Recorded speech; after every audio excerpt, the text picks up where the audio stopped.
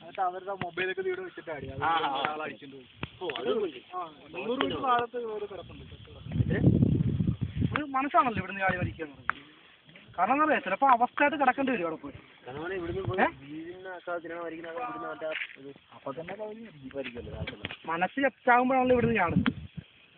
വേറെ ഉണ്ട്, ചിലപ്പോ അവിടെ പോയിട്ട് അനുഭവിക്കേണ്ടി വരും മണിക്കൂറുകളോ.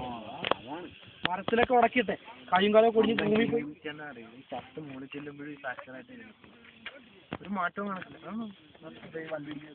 അവരൊക്കെ അതന്നെ തലയില്ലാതെയൊക്കെയാണ് അവിടെ നടക്കുന്നത്. നമുക്കറിയത്തില്ലല്ലോ. നമുക്ക് തർക്കിക്കാൻ പറ്റുമോ? വണ്ടി അവര് മാത്രല്ലേ പറ്റുള്ളൂ. വണ്ടിയുടെ ആത്മാവ്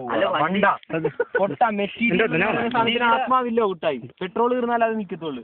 ഈ മണ്ടത്തരം പൊട്ടത്തരം പറയരുത് കേട്ടോ. ഇവിടെ ആധ്യാത്മിക കാര്യങ്ങൾ സംസാരിക്കും.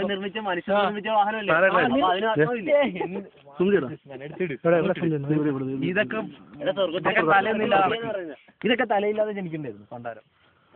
സൈക്കിൾ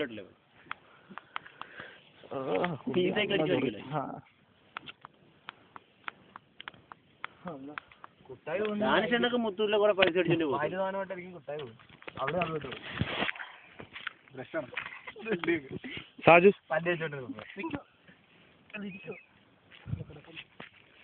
ലോക്കായിട്ട്